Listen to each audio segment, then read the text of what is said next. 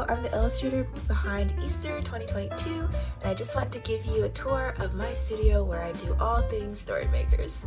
So over here is my desk, my plant friends, and my little crocodile friends that keep me company. Here I have some Riso prints and other prints from other illustrators that keep me inspired. Same on this wall, lots of books for inspiration, and a color chart for when I need more inspiration for what color schemes to use in my illustrations.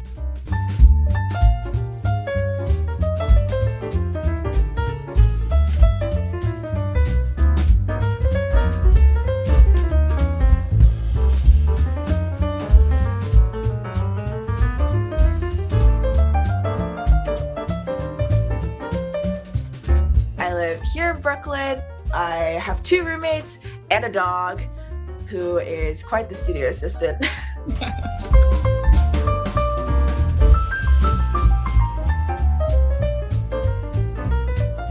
Yeah, we love the color scheme of Easter. We decided to do a mix of neutrals for the desert tones and pops of neon color to really show the magical quality of the Holy Spirit coming into our lives, especially in the Easter season, and how it just brings color and fun and excitement to every part of our lives.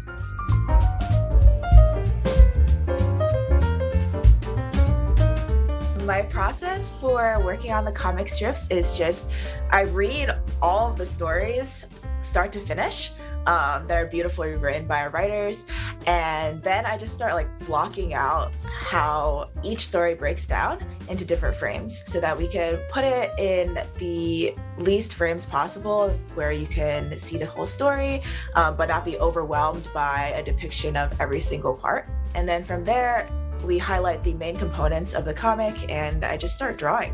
It's kind of how I drew stories when I was a kid.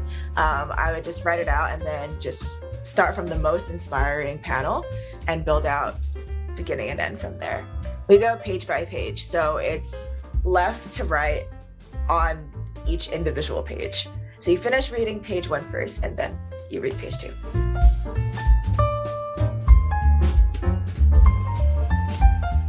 Oh, I love the Holy Spirit character too. I think he's one of the favorite characters that I've designed here at StoryMakers. I was inspired by how God appears to us as fire a lot in the Bible, whether a pillar fire or the burning bush. But I didn't want him to just be like a flame. I felt like he needed to have more because he's so multi-dimensional.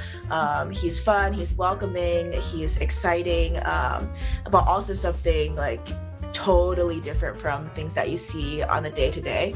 When I was a kid, I always imagined the Holy Spirit as this rainbow orb and just made you feel safe, but also filled with a sense of awe. That's kind of how I tried to make this Holy Spirit character.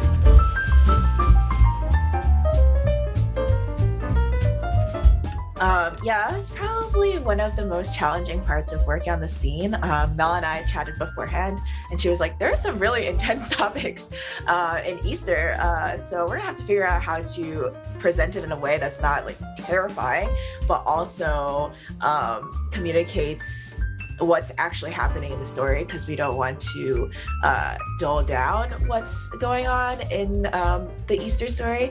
There's the little girl who is possessed by demons, and then she's broken free of those chains.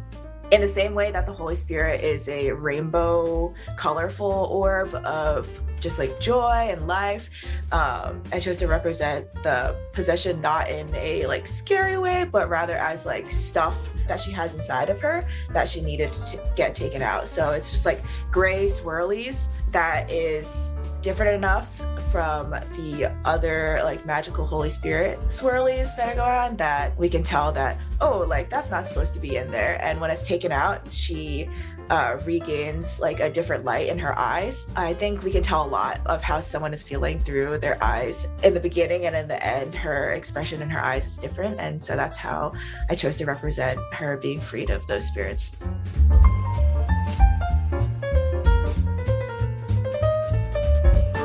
I think kids and families can take away that there's always something new and exciting about Easter. Probably a story where by the age of 7, you're like, I've already heard this like so many times.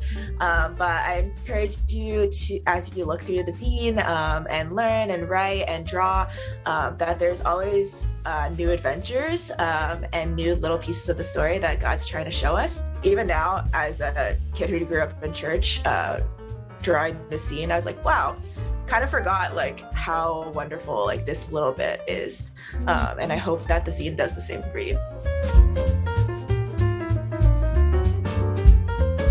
Yeah, so we typically do Easter over 6 weeks, but we decided this year to extend it to 8 weeks, which is why there are 8 chapters to cover the season of Pentecost.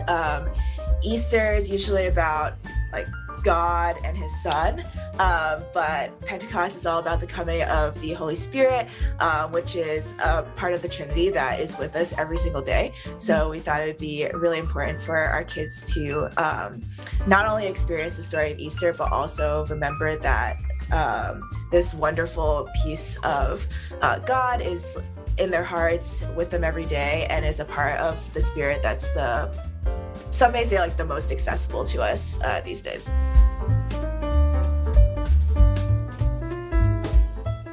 I think my favorite is the fire one with all the languages. I think it's also the cover of chapter 8. It's just so colorful and fun, and I love how we are able to represent kiddos of different backgrounds through the different languages. I think when I was a kid, it was always exciting to see something in Chinese because I'm like, there's so like little representation for Asian kids, especially in church curriculum back then, that like if I saw something that was like remotely relatable to me, I was like, wow, that's so exciting. I feel more engaged because I can more like directly relate to what's in the story. So hope that some kids out there see a language that they're familiar with and feel that same spark of excitement.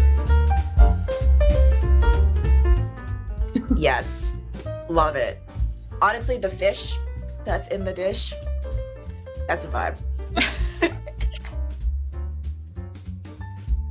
Yeah, hope you guys love it and enjoy the Easter season. This was amazing. Bye.